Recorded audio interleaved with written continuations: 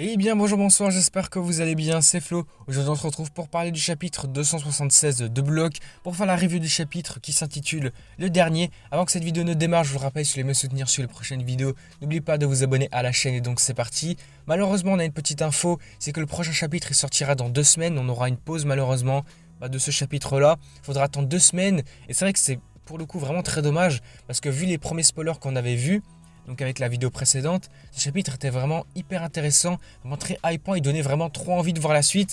Bon là pour 2 semaines ça va être un petit peu chaud, faudra attendre. Mais du coup c'est comme ça. Allez du coup c'est parti pour ce chapitre là, qui va être la suite directe du précédent. On va dans un premier temps se focaliser sur ce qui s'est passé à la suite du chapitre précédent, c'est-à-dire le but de Rin. Vraiment on va voir du coup les conséquences, ce qui s'est passé juste après. On va voir directement le commentateur qui va dire allez c'est un but, vraiment gros but de Rin. On voit des réactions du monde entier. Vraiment, tout le monde est choqué d'avoir vu un but comme ça. Vraiment, c'est inimaginable. Tu vois un mec qui saute en l'air, il court, il saute, il pré-shot tout le monde. Il marque un but vraiment d'une manière insane, vraiment.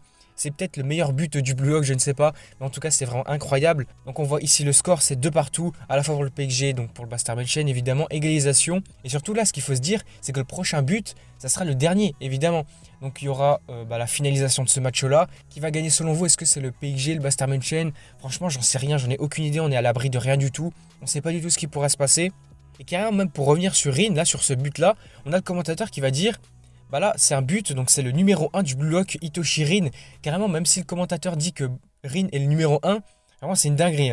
Ensuite, on continue juste après ça, on va avoir quelques réactions de différents joueurs. Par exemple, on a Chat qui va venir féliciter Rin, vraiment faire les éloges de Rin. Il va dire mais c'est incroyable ce que tu viens de faire, j'adore cette partie folle de ton cerveau. Vraiment, c'était incroyable ce que tu as fait, vraiment un truc de fou.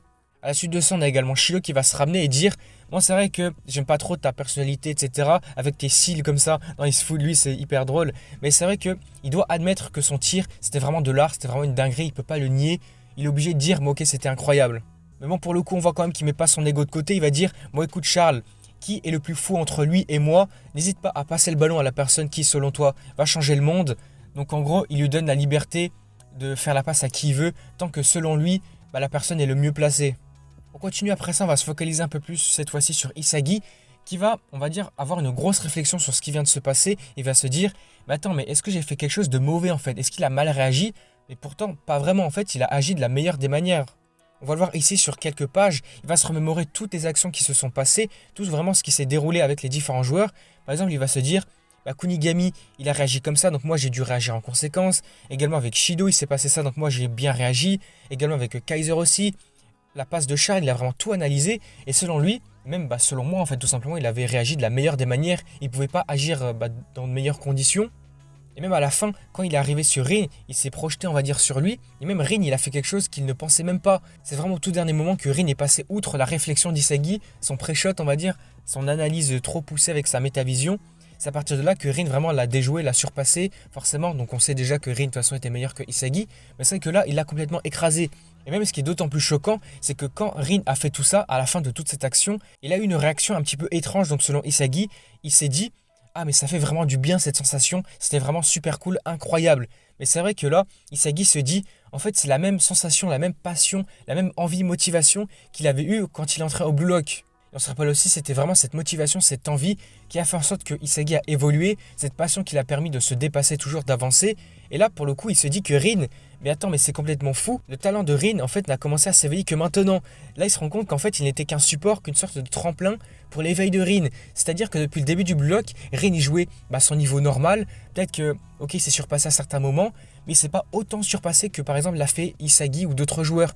Là, vraiment, Rin, il a joué à son niveau, on va dire classique peut-être, et il commence peut-être à évoluer, à devenir meilleur que maintenant. Vraiment, là, c'est incroyable de se dire ça. On continue juste après ça, on va avoir un petit moment assez drôle, vraiment pour le coup c'est hyper drôle. Donc on voit Loki qui arrive, donc l'entraîneur du PSG, qui arrive par derrière comme ça, Rin, il le prend par le callback, vraiment par le maillot, c'est hyper drôle, il le prend comme ça, même lui il est choqué. Mais bon ici c'est vrai qu'on aurait pu se dire, il aurait pu venir l'engueuler, je sais pas, mais en fait pour le coup il va venir un peu le féliciter et lui dire, bon c'est vrai que t'as bien joué, mais pour le coup en fait t'as permis à Charles de s'éveiller. Il a permis à Charles de jouer à son meilleur niveau parce que c'est vrai qu'à un moment, je sais pas, il voulait plus trop jouer, il avait plus trop de motivation, il voulait plus trop jouer à son max. Mais là, grâce à l'éveil de Rin, il a pu vraiment se développer encore mieux et il va surtout le féliciter pour ça. Et ça va être donc pour ça que juste après, on va le voir, Loki va se dire, là pour le coup, ce qui se passe sur le terrain, ça a l'air vraiment hyper amusant. Ça me donne envie de rentrer sur le terrain moi aussi et de jouer. Donc là, c'est incroyable. Même le commentateur le dit. Donc c'est vrai que Loki, donc le prodige, n'avait joué aucun match de la No Egoist League. Et là, c'est le premier match qu'il va faire. Là, ça va être insane. Vraiment, on va voir son niveau. Donc on va voir vraiment jouer comme ça son max. Peut-être qu'il va jouer avec à la fois Rin, Charles et tout. Ça va être peut-être hyper intéressant. J'ai vraiment envie de voir ça. Mais donc évidemment, qui dit Loki qui rentre sur le terrain, donc évidemment de l'autre côté, on va avoir Noah qui va rentrer aussi. Il va se dire, bon, tu sais quoi, si toi tu rentres, moi je vais rentrer aussi. On va jouer à jeu égal forcément. Et par contre, il y aura un truc dommage, c'est que évidemment, comme Noah va rentrer, il va devoir remplacer des joueurs. Là, il va remplacer même 2 joueurs parce qu'il va faire rentrer quelqu'un d'autre. Il va faire sortir Kunigami et puis Corona. C'est vrai qu'on aurait pu voir un peu plus de ces joueurs-là, mais bon, il va les remplacer. Mais pour amener qui sur le terrain, là, c'est vraiment surprenant. Vraiment, ça m'intrigue, vraiment, je suis assez choqué. Donc il va se ramener lui, et puis il va ramener Igaguri. Alors là, franchement, tu vas me dire, Igaguri, mais qu'est-ce qu'il fout là en fait? Et là, il va lui dire, allez, allons-y, c'est ta dernière chance pour changer ton destin. Alors je ne sais pas ce qu'il a pu voir en lui, est-ce qu'il a vu peut-être un potentiel quelconque, je ne sais pas. Mais bon, pour le coup, si je devais donner mon avis, comme j'ai dit dans la vidéo spoil, concernant le personnage, franchement, je suis pas fan du perso. Hein. Pour moi, c'est juste un perso troll comme ça qui est là, qui sert un peu à rien, je sais pas. Vraiment, il est là pour pas grand-chose en fait. Je sais pas, j'aime pas le perso. Vraiment, le perso, on l'a vu, il est là pour faire des fausses fautes, enfin je sais pas, de la simulation. Vraiment, j'aime pas le perso, vraiment c'est une dinguerie. N'hésitez pas à me faire part de vos avis sur le personnage. Franchement, moi je vois pas ce qu'il va ajouter sur le terrain à part faire une faute comme ça simulée, je sais pas. Mais bon, pour le coup, si je devais peut-être faire des théories sur la suite, franchement, donc là avec l'entrée de Loki, l'entrée de Noah et puis l'entrée d'Igaguri, franchement, je pense pas qu'il y aura un but de la part de ces 3 joueurs. Je pense pas que Loki ou même Noah marquerait un but, même Igaguri, franchement, je le vois jamais marquer un but, vraiment jamais. Parce que si jamais on aurait un but de Loki et même de Noah, je trouve que ça gâcherait peut-être le potentiel éveil de différents joueurs. Par exemple, ça serait bien que ça soit soit Rin, soit Shido, soit Isagi, soit enfin tout simplement un autre joueur, et pas les entraîneurs qui marqueraient un but, ça serait peut-être mieux selon moi, je pense. Donc ici, le commentateur va le rappeler en même temps que les joueurs vont rentrer sur le terrain. Il va dire que, en fait, tout simplement, ici, on est à l'égalisation, donc 2-2, et que le prochain but, ça sera le dernier, ça sera vraiment le but décisif qui va changer le destin, marquer le destin, on va dire, du match, tout simplement, et qui va nous montrer l'équipe victorieuse. Et puis donc maintenant, on va passer à la dernière partie du chapitre qui va être concentrée sur Isagi et sur Rin, cette rivalité entre les deux. Rin va dire à Isagi qu'il est content d'avoir fait de lui son rival parce que c'est grâce à lui qu'il a pu évoluer et devenir plus fort. Voilà, c'est toi qui me rends plus fort.